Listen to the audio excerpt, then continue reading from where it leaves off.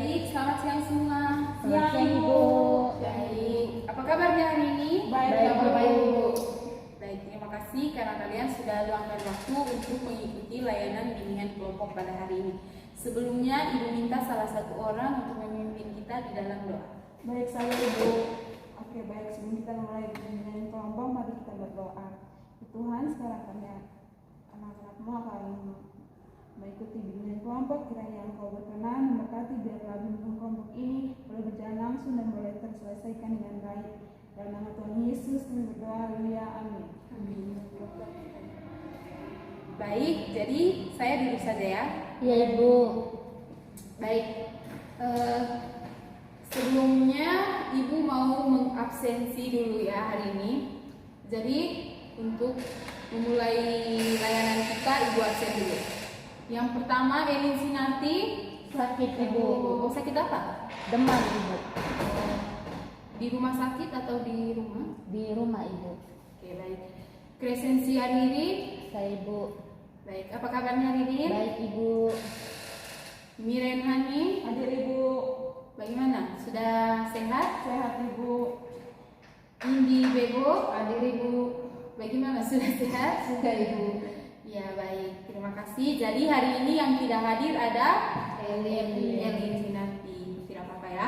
Ya, jadi sebelum kita memulai layanan kita hari ini, Ibu mau kita bermain game atau ya bermain game untuk mengasah konsentrasi kita. Saya minta kita semua berdiri.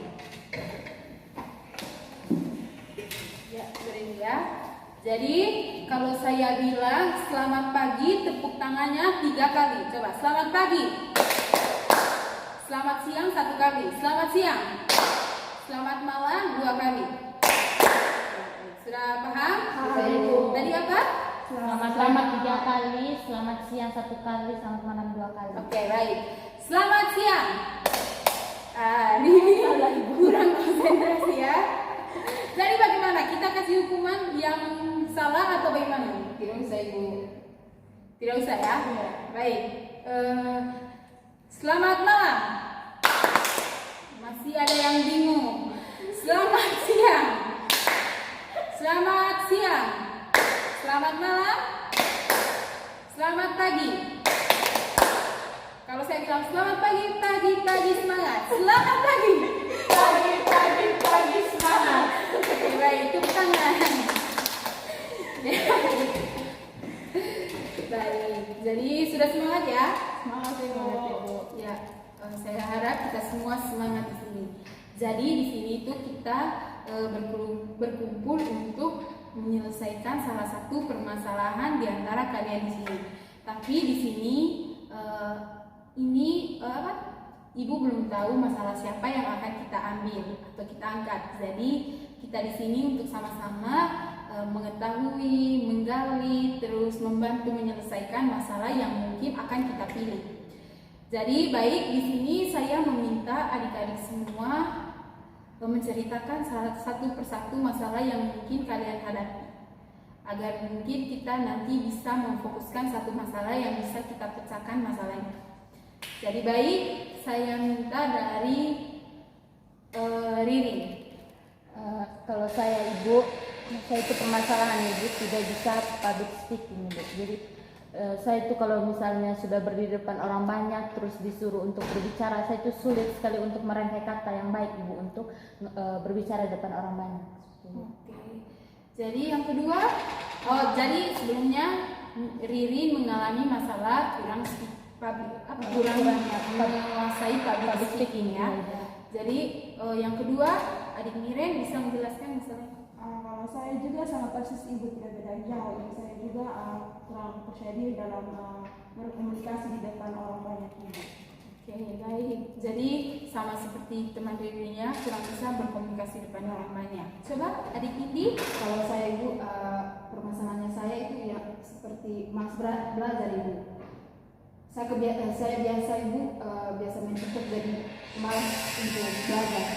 Pengaruh TikTok jadi malas untuk belajar. Ya, jadi adik-adik di sini sudah bisa mendengar masalah dari teman-teman yang ada di sini ya. Jadi baik. Kira-kira menurut adik-adik masalah siapa yang mungkin bisa kita gali untuk kita cari tahu akar penyebabnya dan bisa kita beri solusi untuk permasalahan yang dihadapi. Kira-kira masalah siapa? Masalahnya teman Ririn Ibu. Teman Riri. Ya, Ibu. Semua setuju teman Riri? Setuju. Baik, sebelum itu saya ingin bertanya kepada adik Ririn, apakah adik Ririn setuju untuk masalahnya yang kita angkat untuk melakukan layanan bimbingan kelompok hari ini atau tidak? Setuju Ibu. Setuju ya? Iya. Ya baik, jadi karena adik Ririn sudah menyetujuinya, saya minta adik Ririn untuk menjelaskan lagi masalah yang adik Ririn hadapi biar kita semua yang ada di sini lebih bisa mendengar lagi masalah yang adik Ririn hadapi. Baik Ibu. Masalah saya itu Ibu, saya itu kurang menguasai public speaking Ibu. Saya kurang paham mengenai public speaking. Jadi kalau saya itu sudah berdiri di depan orang banyak, diminta untuk berbicara di depan orang banyak, saya itu sulit sekali untuk merangkai kata, untuk merangkai kata yang baik dan bagus untuk berbicara di depan orang banyak Ibu. Seperti itu. Jadi sulit berkomunikasi dan merangkai kata dari masalah yang adik Ririn hadapi. Iya, Ibu. Ada adik-adik yang mau bertanya di sini tentang masalah adik Ririn? Dari masalah yang dihadapi itu ada yang mau bertanya? Tidak Ibu. Baik, Ibu mau bertanya kepada adik Ririn. Kan adik Ririn susah untuk berkomunikasi. Itu alasannya kenapa? Lebih ke kurang percaya diri sih Ibu, tidak percaya diri. Terus saya juga kurang baca-baca buku untuk melatih atau mencari sumber-sumber yang bisa begini Ibu untuk melatih saya supaya bisa public speaking. Kalau pertanyaan lanjutan, kurang kepercayaan diri adik Ririn itu karena apa? Karena Ibu, tidak bisa berhadapan dengan orang banyak Ibu. Kayak saya merasa malu sejauh ini. Oh, Iya. jadi adik Ririn merasa malu karena berhadapan dengan orang banyak. Iya. Mungkin ada masalah atau sebelumnya alasan karena malu berhadapan dengan orang banyak itu mungkin karena apa?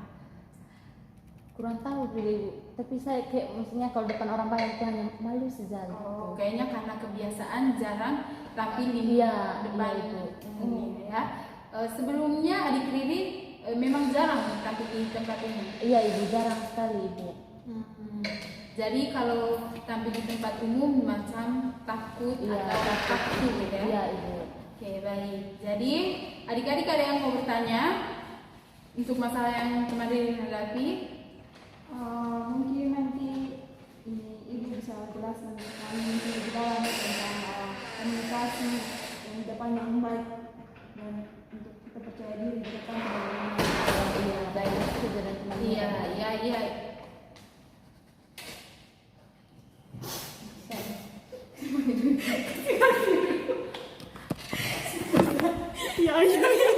Oke. Udah? Sabar. Oke, baik. Jadi tadi adik Ririn sudah menjelaskan akar permasalahan yang adik Ririn hadapi ya. Itu karena jarang tampil di muka umum dan jarang tampil di muka umum. Jadi kita akan membahas lebih lanjut tentang meningkatkan cara berkomunikasi. Untuk adik-adik yang di sini yang mempunyai permasalahan yang sama dengan seperti adik Ririn bisa merubah agar bisa menjadi pribadi yang lebih baik untuk bisa meningkatkan juga keterampilan komunikasi kalian. Jadi baik. Sebelumnya saya ingin bertanya, ada yang tahu tentang pengertian keterampilan komunikasi? Coba. Ada? Saya Ibu. Iya. Adik Indi, coba jelaskan. Baik Ibu, pengertian dari keterampilan komunikasi adalah kemampuan seseorang untuk menyampaikan sesuatu yang menjadi buah pikiran, ide, gagasan, atau pesan kepada orang lain secara efektif guna menyampaikan tujuan yang dimaksud oleh seseorang. Iya, baik. Ada pendapat lain? kurang lebih sama ini ibu. Ya baik, jadi dari pendapat dari adik ini tadi kita sudah memahami ya, itu sangat benar karena keterampilan komunikasi sendiri adalah keterampilan untuk menyampaikan sesuatu pendapat atau menyampaikan suatu gagasan yang mungkin bisa diterima baik oleh orang lain. Itu merupakan keterampilan komunikasi, apalagi kalau menyampaikannya dengan cara yang menyenangkan. Jadi itu merupakan keterampilan dari berkomunikasi. Tadi adik Ririn masalahnya sulit tidak mempunyai keterampilan komunikasi karena kurang percaya diri sehingga kata-kata yang disampaikan itu kurang menarik ya. Iya. Seperti itu ya. Iya ibu. Baik. Kalau jenis hambatan dan keterampilan jenis penghambat dan keterampilan dari keterampilan komunikasi sendiri apa-apa saja kalau menurut kalian? Kalau saya ibu, jadi hambatannya itu hambatan personal ibu. Oh, hambatan personal itu seperti apa? Misalnya yang dapat dari diri Miriam sendiri itu bagaimana? Mungkin cara berkomunikasi dan cara bersikap, tentang ekspresi diri dalam berkomunikasi ibu. Oh iya, baik. Ada lagi hambatan apa saja? Saya ibu. Ya. Mungkin salah satunya ibu lingkungan ibu. Oke, lingkungan yang kurang mendukung Iya, ya. kurang nyaman ibu mungkin. Kayak seperti saya kalau misalnya banyak orang gitu. Oh iya, betul. Oke, baik. Adik Indi, ada hambatan yang mungkin adik Indi pernah rasakan? Tidak ada ibu. Tidak ada ya. Jadi begitu. Jenis hambatan itu ada beberapa macam. Ibu ingin jelaskan yang pertama itu hambatan personal yang dimana ditemukan dari diri sendiri. Misalnya itu kita sudah berprasangka atau berpikiran saya malu di hadapan banyak orang. Jadi itu bisa itu merupakan jenis hambatan dari personal. Contohnya juga seperti emosi dari diri kita itu tidak stabil. Jadi itu merupakan kita tidak bisa mengontrol emosi. Jadi itu merupakan penghambat dari keterampilan komunikasi. Yang kedua, hambatan kultural.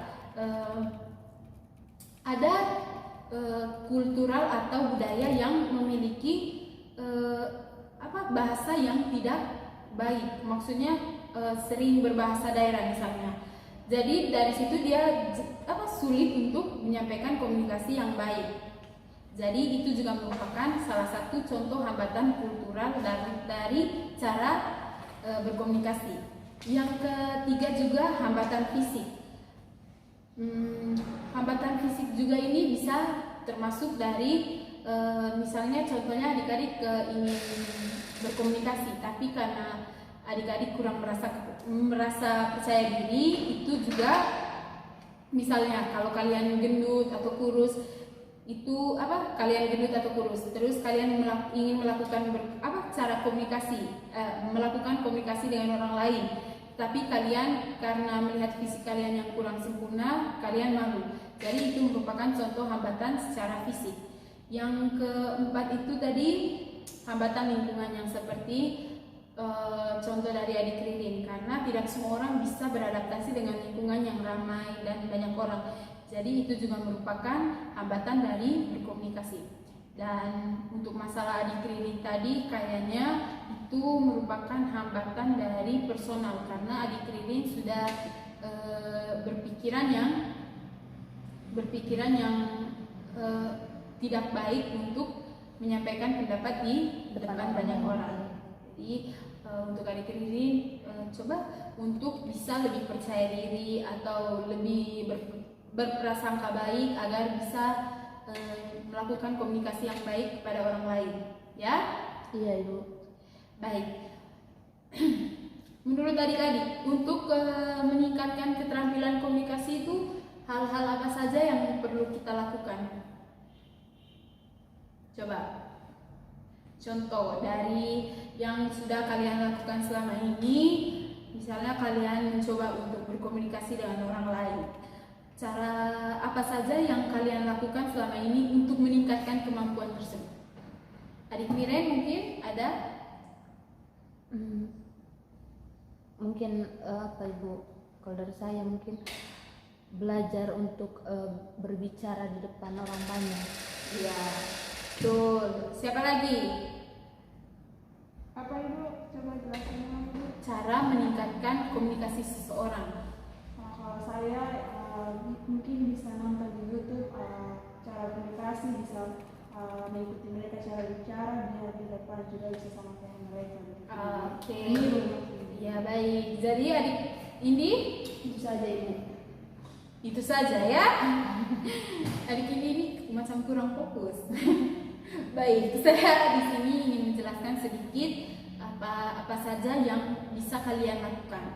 Terlebih khusus untuk adik Ririn yang memiliki adik Ririn dan adik Miren yang memiliki masalah kurang bisa menyampaikan, kurang bisa berkomunikasi dengan baik.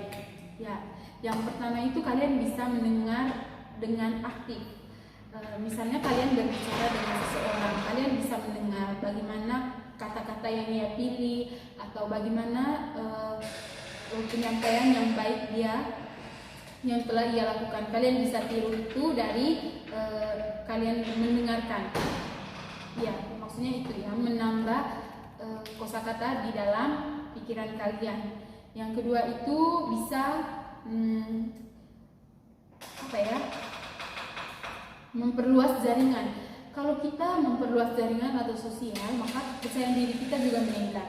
Terus kita bisa melakukan lebih banyak komunikasi kepada orang lain. Jadi kalian itu bisa melatih dari kelompok atau lingkungan seperti organisasi untuk melatih cara berkomunikasi kalian.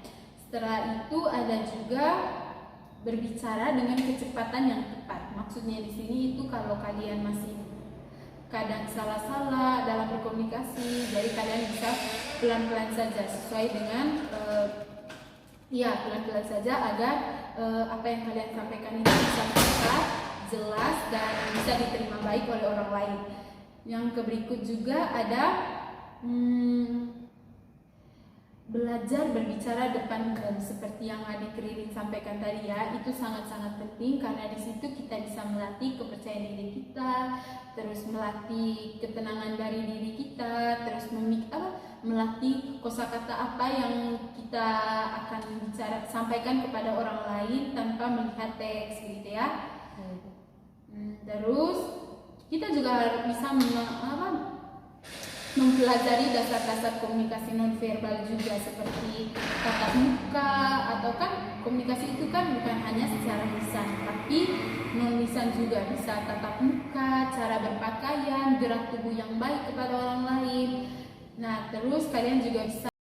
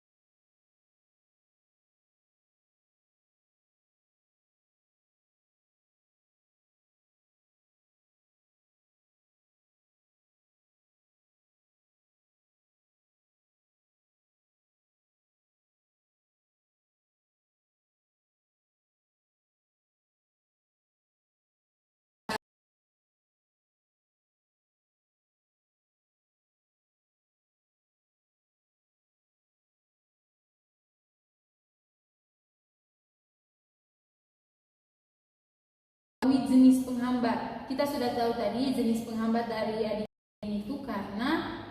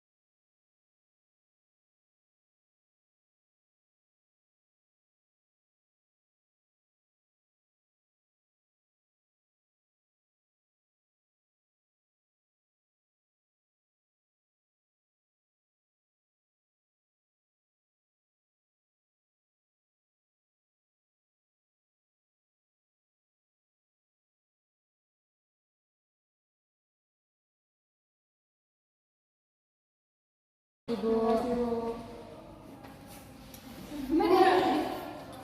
Cukup seru.